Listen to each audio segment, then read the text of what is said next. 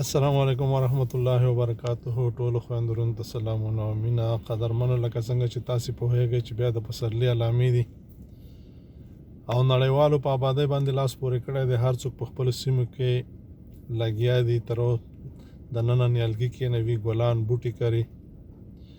موږ او تاسې د نړیوالو سره سم راځئ چې لاسونه سره یو کړو او خپلې سیمې، خپلې علاقې، خپل د کور مخې، خپل ښوونځي، خپل جوماتونه په خوا او شا کې او داسې ځایونه چې په هغې ځایونو کې د بوټو د ونو اړتیاوې وي سره لاسونه ورکړو او هلته کښېنوو، ویې کرو. عزیزانو، تاسې باور وکړئ چې دا دومره ګټې لري. که چېرته موږ او تاسې خپلې سیمې آبادې کړو، ګلې ګلزارې کړو، شنې کړو، زموږ او ستاسو په ژوند کې ډېر تاثیر لري. زموږ او ستاسې دغه رنځورتیاوې چې موږ او تاسې رنځوران یو، ناروغه یو، زموږ او ستاسې دغه فکرونه، زموږ او ستاسې دغه جسماني چې کوم ځان کې د کمزورتیاوې ګورو، دا ټول د دې پورې تړون لري. عزیزانو، راځئ، داسې یو وخت دی، دا په کال کې یو ځل راځي، بیا بل کال ته څوک ژوندي او څوک مړه، چې لاسونه سره یو کړو او خپل وطن، خپلې سیمې آبادې کړو. عزیزانو، هر څوک راځئ چې خپلو کې سره ژمنې وکړو، وعدې وکړو چې هر څوک لږ تر لږه یو نیالګی به کېنوو، وړوکی دی که غټ دی. او په موږ او تاسې کې داسې خلک شته چې د 1000، د 2000، د 10,000 توان لري.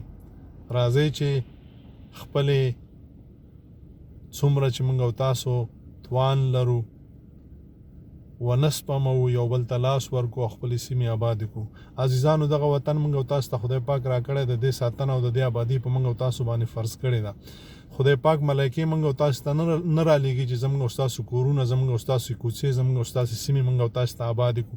دا به موږ کوو. او چې کله خدای پاک زموږ او ستاسو دغه ایمانداري وګوري، دغه د ژوند مینه وګوري چې موږ او تاسو یو د بل سره د ژوند مینه لرو، یو د بل سره مرستې کوو، یو بل ته لاس ورکوو، بیا خدای پاک په موږ او تاسو باندې رحمونه کوي.